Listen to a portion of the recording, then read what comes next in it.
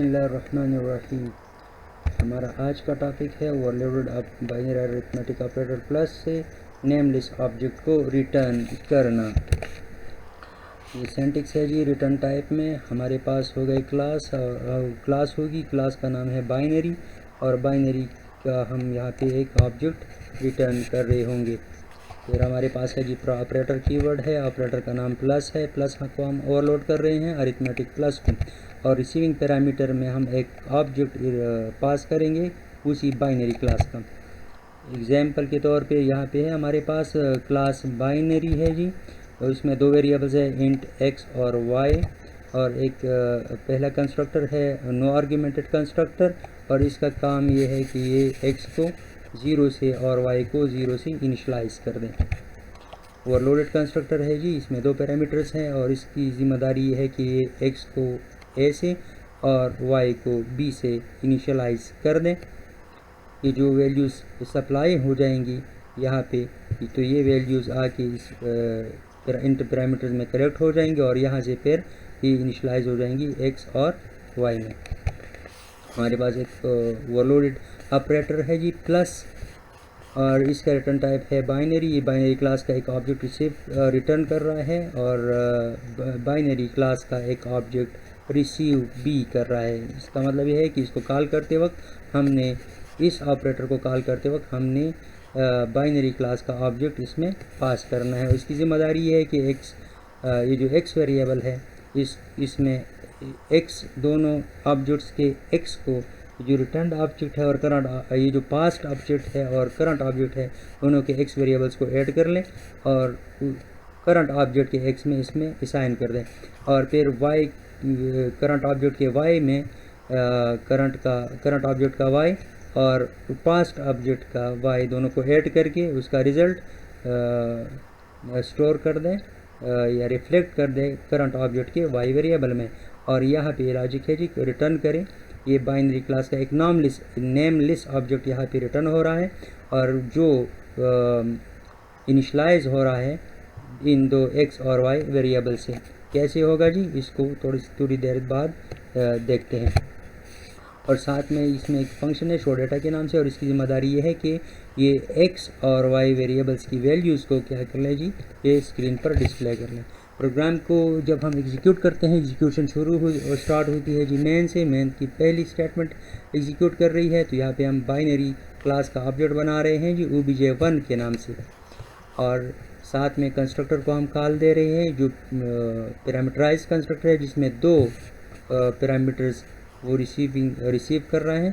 तो इस कंस्ट्रक्टर को कॉल मिलेगी। जो ही ऑब्जेक्ट बनता है तो उसका अप्रोप्रिएट कंस्ट्रक्टर वो एग्जीक्यूट होता है, उसको कॉल मिलती है। तो ये जो 10 और 20 है, ये जो पैरामीटर्स हैं ए और बी में कलेक्ट हो रही हैं, और ए और बी से ये वैल्यूज़ एक्स और वाई में बिल तरतीब वो इनिशलाइज हो रही हैं या कलेक्ट हो रही हैं। तो ये देखिए जी, ये ऑब्जेक्ट बना था और ऑब्जेक्ट के एक्स और वाई को इस कंस्ट्रक्टर ने 10 और 20 से इनिशलाइज कर दिया। यहाँ पे हम एक दूसरा ऑब्जेक्ट बना रहे हैं जी, obj2 के नाम से ऑब्जेक्ट बना, और जो ही ऑब्जेक्ट बनता है तो उसके अप्रोप्रिएट कंस्ट्रक्टर को कॉल मिलती है। तो यहाँ पे हमने दो पैरामीटर्स अप्लाई किए हैं, तो ये 10, 30 और 50 ए और बी में कलेक्ट हो जाएंगी, और ए और बी से बिल तरतीब ये 30 और 50 एक्स और वाई में कॉपी हो जाएंगी। नेक्स्ट स्टेटमेंट में बाइनरी क्लास का एक और ऑब्जेक्ट हमने बनाया है obj3 के नाम से, ये देखिए, और अभी तक इसके जो वेरिएबल्स हैं उसमें कोई वैल्यू नहीं है। और साथ में जब भी ऑब्जेक्ट बनता है तो ऑब्जेक्ट बनते वक्त उसके अप्रोप्रिएट कंस्ट्रक्टर कॉल मिलती है। क्योंकि यहाँ पे हमने कोई पैरामीटर सप्लाई नहीं किया है, तो ये जो नो पैरामीटर कंस्ट्रक्टर है, नो आर्ग्यूमेंटेड कंस्ट्रक्टर है, इसको कॉल मिली, और इसने क्या किया, इसके इनिशियलाइज़र लिस्ट में एक्स को 0 से, देखिए ऑब्जेक्ट 3 के एक्स को 0 और वाई को 0 से इनिशियलाइज कर दिया। अब यहाँ पे स्क्रीन क्लियर हो जाएगी और हो जाएगा, और उसके बाद ये जो है हमारे पास स्टेटमेंट है पूरा का पूरा लॉजिक आज का जो है वो इसी एक स्टेटमेंट के अंदर है। obj3 is equal to obj1 plus obj2।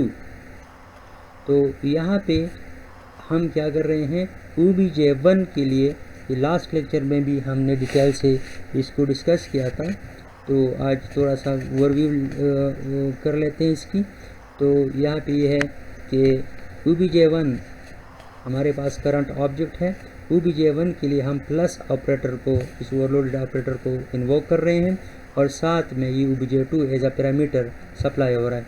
याद देखिए कॉल आएगी यहाँ पे, कंट्रोल यहाँ भी आया ओवरलोडेड ऑपरेटर में, और ये जो obj2 है उसका रेफरेंस ये देखिए एड्रेस ऑफ obj2 वो कलेक्ट हो रहा है इस रिसीविंग पैरामीटर।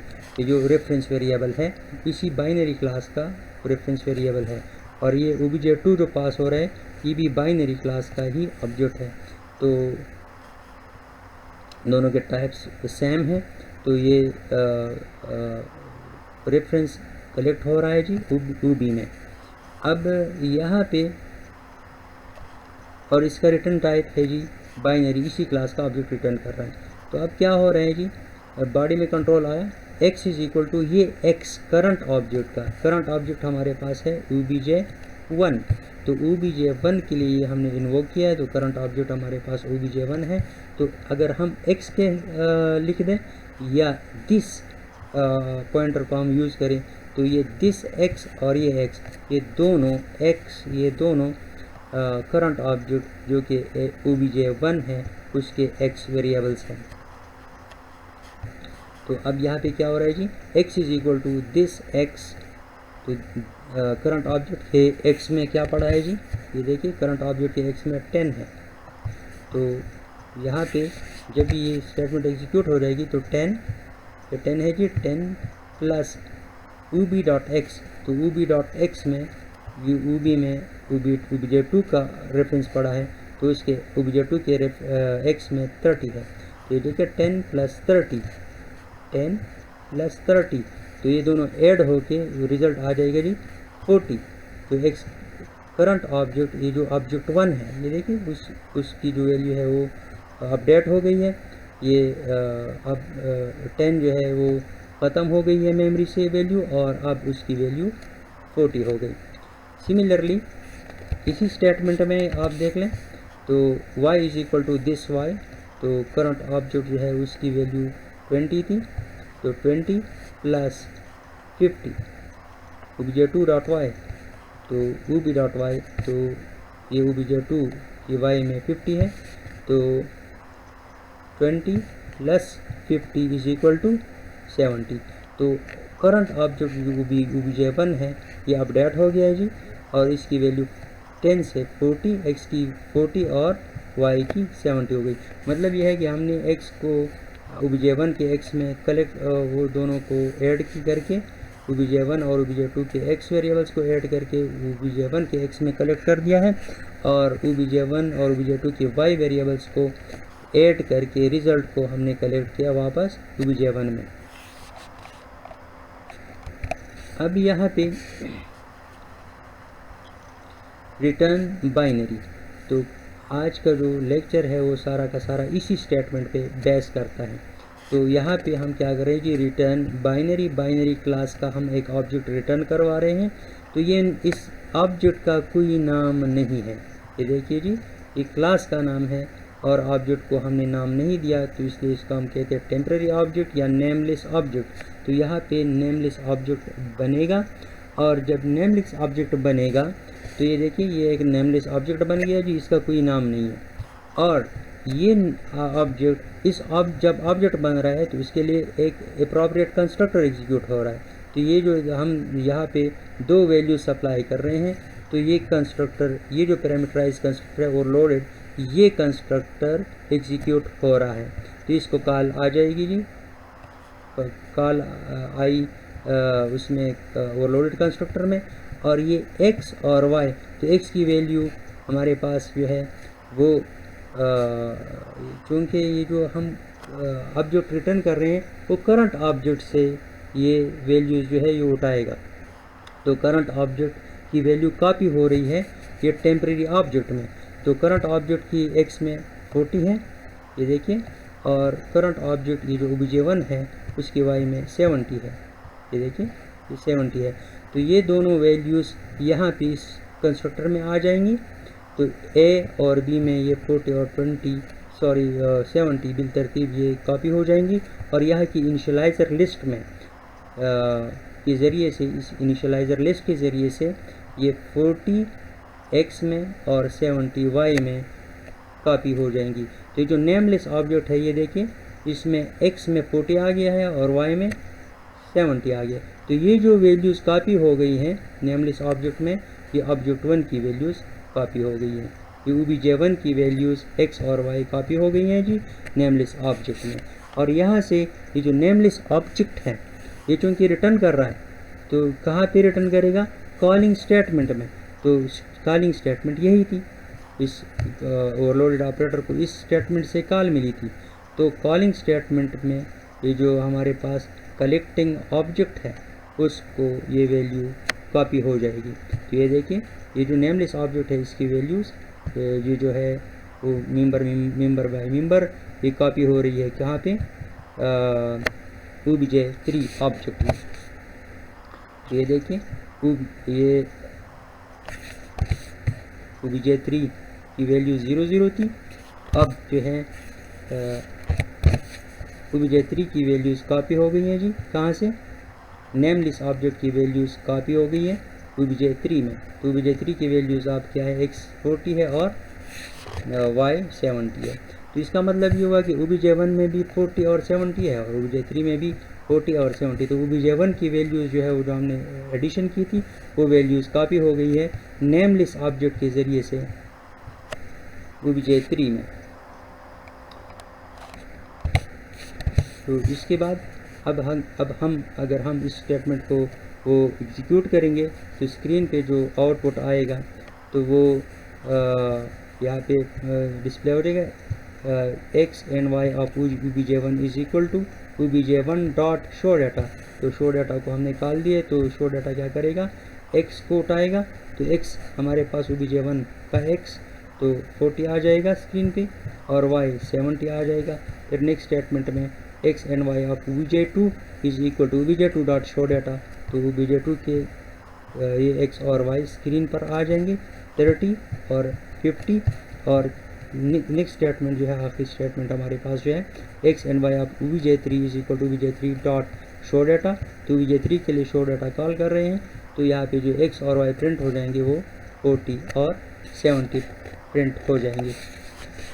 अच्छा, तो ये हमारे पास ये जो कॉन्सेप्ट रहा ये नेमलेस ऑब्जेक्ट का। तो नेमलेस ऑब्जेक्ट के ज़रिए से हम एक टेम्परेरी ऑब्जेक्ट बनाते हैं और उसको हम कॉपी कर लेते हैं, रिटर्न करवा देते हैं वो कॉलिंग स्टेटमेंट में। तो अब इसको प्रैक्टिकली करके वो देख लेते हैं। स्टूडेंट्स की क्वेरी आई थी कि हम लेक्चर के एंड में इसका प्रैक्टिकल भी देखें कि इसका आउटपुट क्या है।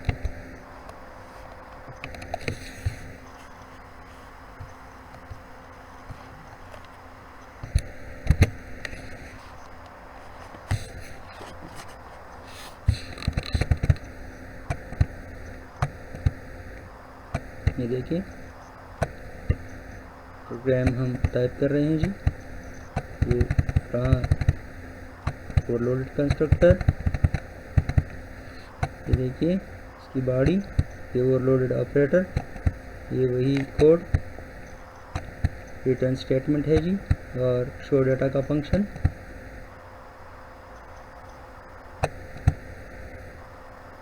नेम की बॉडी,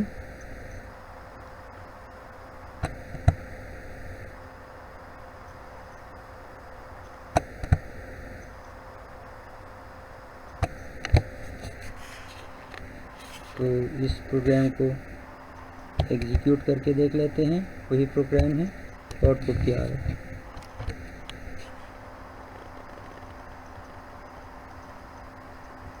ये देखिए जी, हमारे पास आउटपुट आ गया है x and y of obj1 x is equal to 40, y is equal to 70, x and y of obj2 x is equal to 30 and y is equal to 50, x and y of obj3 is equal to x is equal to 40 and y is equal to 70। तो ये first और जो हमारे पास object का वो output आ रहा है, values आ रही हैं, और जो लास्ट ऑब्जेक्ट के आ रही हैं तो obj1 और obj3 की वैल्यूज़ बिल्कुल क्या है जी, सेम है। तो वो ऑब्जेक्ट 1 नेमलेस ऑब्जेक्ट के ज़रिए से हमने कॉपी कर लिया है जी, रिटर्न करवा के और कॉपी कर लिया है हमने obj3 में।